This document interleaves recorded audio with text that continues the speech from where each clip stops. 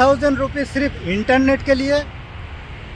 जी हाँ, बहरीन में सिर्फ एक महीने का 3000 इंडियन रुपीस मुझे खर्चा करना पड़ रहा है। पूरा वीडियो को देखिए और जानिए कैसे 3000 रुपया मुझे खर्चा करना पड़ रहा है इंटरनेट के पीछे। यार इतना महंगा इंटरनेट, इतना महंगा रिचार्ज।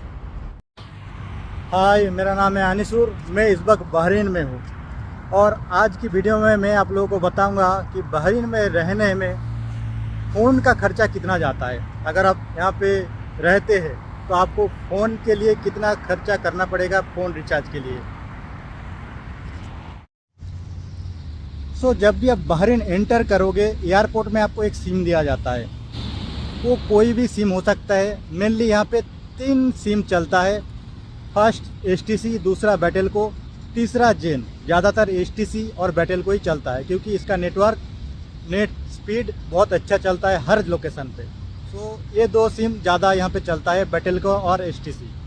इंडिया की तरह यहाँ पे भी 2 ही कैटेगरी है, प्रीपेड और पोस्टपेड। लेकिन जो डिफरेंस है यहाँ पे सिम 2 तरह का है।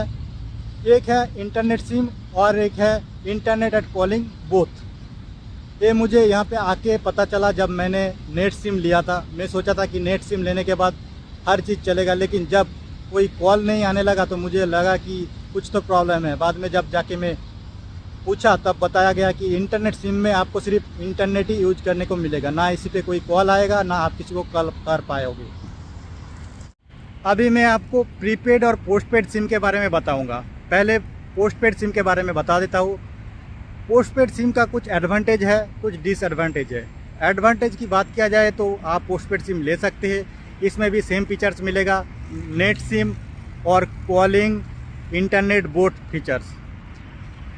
एडवांटेज ये है कि अगर आप पोस्टपेड सिम लेते हैं तो आपको क्लोन सिम भी मिल जाता है। क्लोन सिम आप 2 फ्रेंड या 3 फ्रेंड मिला के चला सकते हो।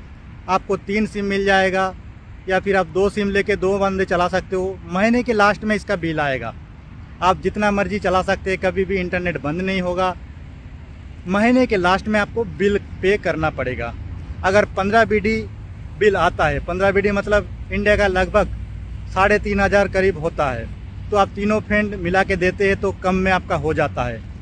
लेकिन अगर आप अकेला चलाते हो तो आपके लिए प्रॉब्लम है, क्योंकि आपको पूरा जितना आएगा उतना देना पड़ेगा, 12 आए चाहे 10 आए।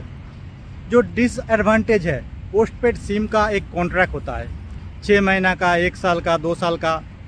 तो आपको कॉन्ट्रैक्ट अगर आप तोड़ के जाते हो या फिर आपको कोई इमरजेंसी आया, आप इंडिया चले जा रहे हो यहाँ से रिजाइन दे के, एग्ज़िट मार के, तो आपको एक लंबा फाइन देना पड़ता है कंपनी की तरफ से। और अगर आप यहाँ पे 6 महीना चला लिए, एयरपोर्ट पे भी जाके आपको पकड़ेगा। जब आप एग्ज़िट मारोगे एयरपोर्ट पे, वहाँ पे आपको पकड़ लिया जाएगा।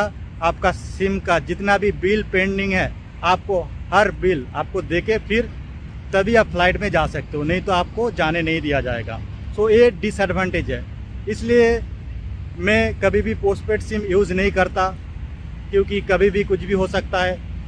तो पोस्टपेड सिम यूज करने के लिए अगर आप लॉन्ग टाइम में रहना चाहते हो, आपका जो भी दोस्त है वो अगर आपका जानने पहचानने वाला है, जो आपको महीना में जितना भी होता है शेयर कर दे, तो आपके लिए आसान रहता है और ज़्यादा कॉस्ट भी नहीं होता। 15 BD आता है, 3500 आप दे सकते हो तीनों मिला के। लेकिन अगर कोई नहीं देता तो आपको पूरा बिल पे करना होता है, जो कि दिक्कत हो जाएगा। लेकिन प्रीपेड जो सिम होता है उसका कोई भी कॉन्ट्रैक्ट नहीं। आप कभी भी सिम ले, जितना का पैकेज रहता है उतना पैकेज मारे और चलाए। ख़त्म हो गया उसके बाद फिर आप चला सकते हो। मैं हमेशा प्रीपेड सिम ही यूज़ करता हूँ। इस बार मैं आके मैं प्रीपेड सिम ही लिया हूँ, लेकिन गलती से मैं नेट सिम ले लिया हूँ। अभी मैं वही चला रहा हूँ। मेरे फ़ोन में कोई फ़ोन नहीं आएगा, लेकिन मैं नेट यूज़ कर सकता हूँ, व्हाट्सएप यूज़ कर सकता हूँ, हर चीज़ यूज़ कर सकता हूँ। तो यहाँ पे मैं कितना का रिचार्ज करता हूँ मैं आपको बताता हूँ। मैं अभी जाऊँगा एक फ़ोन की दुकान में जहाँ पे रिचार्ज वगैरह किया जाता है, वहाँ पे जाके मैं आपको दिखाऊंगा कि कितना बिल मैं पे करता हूँ हर महीना सिर्फ इंटरनेट के लिए बहरीन पे।